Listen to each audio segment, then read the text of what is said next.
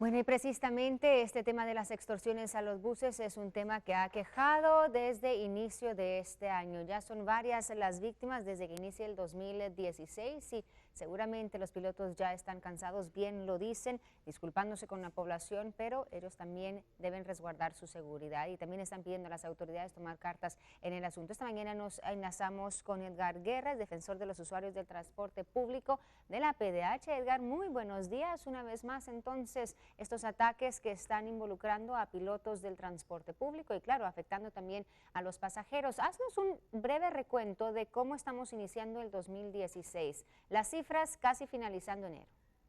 Buenos días, gracias. Pues realmente una situación preocupante. En promedio una persona diaria ha estado perdiendo la vida en el transporte colectivo.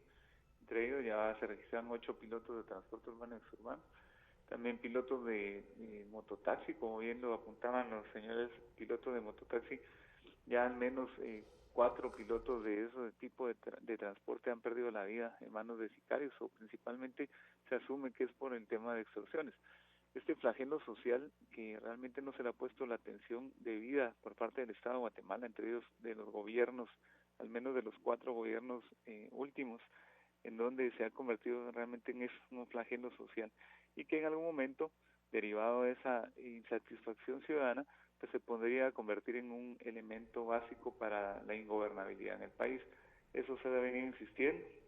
Hoy tenemos el caso de los tuk-tuk, el caso de los microbuses en Ciudad San Cristóbal, en Ciudad de Guatemala, y se ha convertido en un diario vivir, lamentablemente, de los miles de pilotos de transporte.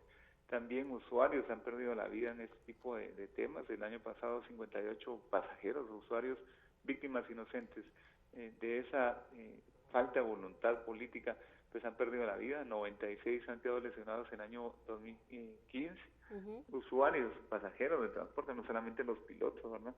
El año pasado 50 pilotos perdieron la vida de transporte urbano y exurbano. Edgar, También... perdón, solo te quería preguntar, porque mencionas algo de las autoridades que no realmente se ha visto que tomen cartas en el asunto. Con las nuevas autoridades que entraron ya ahora a tomar poder, ¿se han acercado a ustedes? ¿Han tenido algún tipo de plática? ¿O qué estás viendo tú de interés de las nuevas autoridades? Pues ha habido algún acercamiento con personas del Ministerio de Gobernación, específicamente de la Policía Nacional Civil. También se habló el año pasado con el Ministerio Público, en donde lo que creo yo es que hay una falta de interés. Yo creo que sí hay recursos. El Ministerio de Gobernación tiene asignados 75 millones de quetzales para el tema de fortalecimiento de las investigaciones, que es un tema importantísimo, pero solamente ejecutan 5 millones. El Ministerio Público, de la cantidad de denuncias, en 5 años recibieron más de 48,000 denuncias y solamente se llegó a concretar en el ordenamiento judicial, pues más o menos 7,000 denuncias de esas quedaron con sentencia firme y 5% de esos sentencia absolutoria. Eso quiere decir que el Estado no está respondiendo y que obviamente por este tema de que es tan sencillo extorsionar en Guatemala, más grupos de extorsionistas han ido creando y sumando a este flagelo social hasta llegar a 5 grupos diferentes por ruta o empresa de transporte colectivo. Ese negocio multimillonario, como se ha dicho, y esos son datos del Ministerio de Gobernación, significan 180 millones o más anualmente en el tema de transporte colectivo. Es decir, en extorsiones, eso es lo que se dan en extorsiones al año. En extorsiones al transporte público, o sea, aparte son las extorsiones a comercios, a negocios y demás. Correcto. Bueno, una situación preocupante, Edgar. Gracias por haberte enlazado con nosotros esta mañana. Seguramente vamos a seguir abordando este tema a lo largo de estos días. Y ciertamente ayer el presidente Jimmy Morales, en un desayuno con la Cámara de Comercio, se pronunciaba respecto a cómo quizá reducir los índices de delincuencia común, los homicidios, los secuestros y las extorsiones. Y él precisamente mencionaba algo de la prevención y más inversión en inteligencia civil e investigación. Una de las primeras acciones o de los primeros escenarios que él relata desde que toma posesión ya de la presidencia de nuestro país, ya que claro, en su discurso de toma de posición estuvo muy ausente este tema de la seguridad, pero ayer dedicaba unos minutos a decir cómo quizás se podría combatir el problema de la delincuencia común. Nosotros vamos a seguir con más esta mañana. Hablando del mismo tema justamente, y es que la presidenta de la Gremial de Empresas de Seguridad Privada, Alba Rosa Asturias, presentó un memorial al Ministerio de Gobernación con el objetivo de lograr un acercamiento con el ministro Francisco Rivas, señalando que ante el nivel de criminalidad e inseguridad que hay en el país, principalmente en contra de los pilotos de buses, buscan realizar alianzas estratégicas en seguridad para terminar de una vez por todas con este flagelo de las extorsiones. Además, las 160 empresas de seguridad privada buscan reformar la Ley de Servicios de Seguridad en lo que se refiere al reglamento de cobros, señalando que esta sobrepasa el valor de las licencias de operaciones, asegurando que si no se realizan estas modificaciones, muchas empresas incluso tendrán que cerrar operaciones. Bueno, y algunas extorsiones se originan desde el interior de las cárceles y a raíz de estas capturas por estos delitos, los espacios en los centros de detención cada vez son más escasos. Ante esta situación, el Ministerio de Gobernación busca de manera urgente recuperar espacios liberando a por lo menos 1.000 personas que ya habrían cumplido condena o que su falta ya no es motivo de detención. El sistema penitenciario constituye la prioridad del nuevo gobierno en materia de seguridad. Para ello, el titular Francisco Rivas propone como acción inmediata un plan denominado deshacinamiento. Consiste en sacar de la cárcel a miles de reos que señala ya deberían gozar de libertad. ¿Por qué no han salido? Porque ellos en realidad carecen de un abogado, ya sea de la defensa pública o privado, que les tramite su solicitud ante las judicaturas correspondientes. Agrega que se trata de un plan que no requiere de inversión económica y que espera presentar la próxima semana al organismo judicial, Ministerio Público e Instituto de la Defensa Público Penal. Señalan que son entre 3.000 y 5.000 personas las que podrían salir de los centros carcelarios, un equivalente al 20% de la población que guarda prisión. El titular de la cartera indica que deben construir más centros carcelarios, señalando que sería un proyecto a mediano plazo, pues aún no se han establecido los procesos. Además, retomar el control de la administración del sistema. El control formal lo ejerce la dirección del sistema penitenciario, ¿verdad? Pero ustedes también saben que por las muchas debilidades, la población reclusa tiene el control de la administración dentro de los centros carcelarios. No obstante, los recursos constituyen un primer problema. Solo el Ministerio de Gobernación posee un déficit de 2.500 millones de quetzales. Este tema, pues el comisionado internacional contra la impunidad en Guatemala, Iván Velázquez, afirma que trabajarán conjuntamente con el Ministerio de Gobernación en investigaciones sobre posibles casos de corrupción en las cárceles de todo el país. Mientras tanto, el actual director del sistema penitenciario presentó su renuncia por motivos personales. En el intento por mantener el control de las cárceles luego de los últimos amotinamientos que se han dado y tras señalarse que esto se debe a que dentro del sistema penitenciario existe corrupción e impunidad, las CICIG en conjunto con el Ministerio de Gobernación se enfocarán en fortalecer el ente, señalando que solo el hecho de trabajar ese tema ya es de gran trascendencia para el país. Miramos la situación normativa, las posibilidades de empezar a examinar reformas en el sistema penal que pudieran contribuir también al deshacinamiento carcelario. El problema grave, conocido por todos, de las deficiencias en los controles, en el ingreso a los centros carcelarios, que es otro aspecto que tiene que revisarse y mirar qué mecanismos para corregir lo que hasta ahora se ha advertido.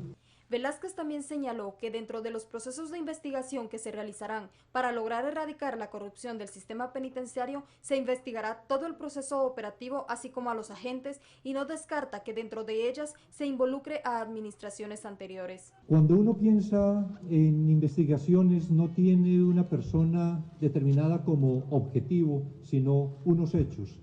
En la medida en que las investigaciones se realizan y en que se está verificando la existencia real de unos hechos, aparecerían eventualmente personas comprometidas. No podríamos anticipar ahora que es una investigación dirigida respecto de tal o cual, sino que es un tema que debe examinarse. Por su parte, el ministro de Gobernación señaló que en este momento se encuentran en la evaluación que la dirección del sistema penitenciario ha estado desarrollando. Sin embargo, señaló que el actual director del sistema penitenciario, Alexander Maldonado Toro, presentó su renuncia argumentando motivos personales. Esta aún no ha sido aceptada. De serlo, sería Basilio Hernández, el subdirector de operaciones, quien asumiría interinamente la dirección.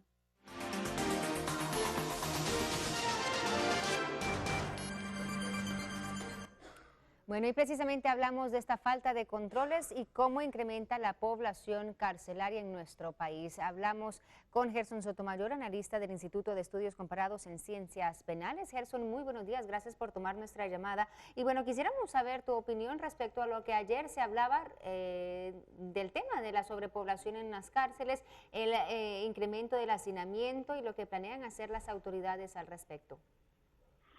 Bueno, efectivamente, el sistema carcelario siempre ha sido un problema y una gran debilidad dentro de la política de seguridad del país.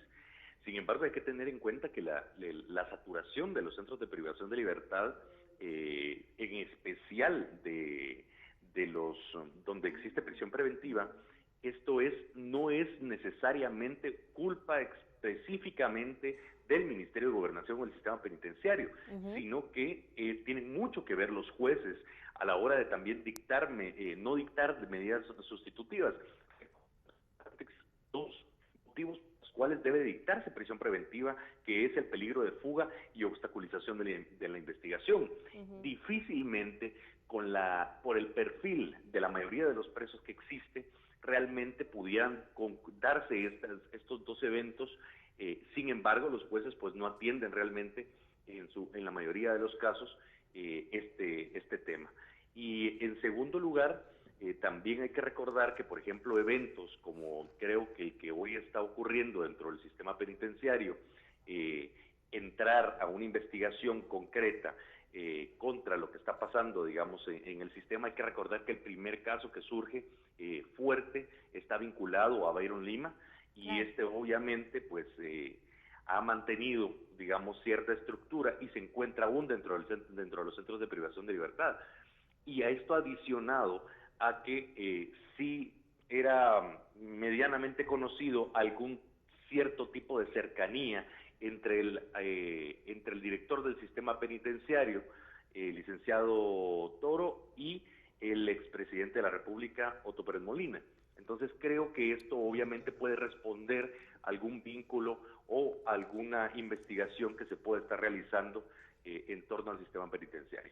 Perfecto, bueno, Gerson, hablemos un poquito acerca entonces de quizá las transformaciones, los cambios que son necesarios para el sistema penitenciario y, como tú mencionas, ¿no?, hacerle frente a este problema que se está viviendo. Hoy Prensa Libre tiene una infografía bastante interesante, habla de cómo en 1991 habían 5.669 reclusos, para la fecha 2016 esto ha incrementado a 19.891.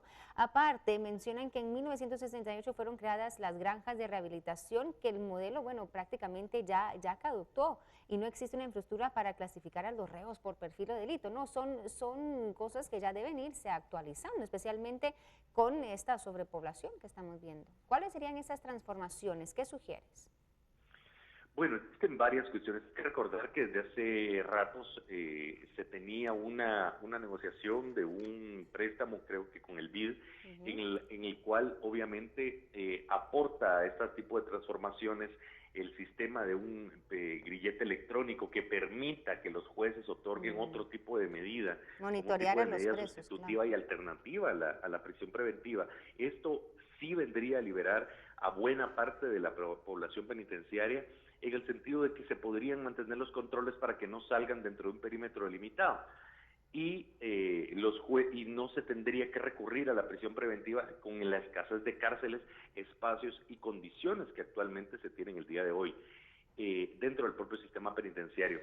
Generalmente plantear la construcción de más cárceles no es necesariamente una solución dentro del propio sistema, considerando que siempre una cárcel, cuando se construye, es para que se llene y no realmente para que se administre de una forma como debería ser, especialmente en un país donde generalmente la cultura de la justicia pasa por la cárcel. Perfecto. Bueno, Gerson, gracias por haber tomado nuestra llamada.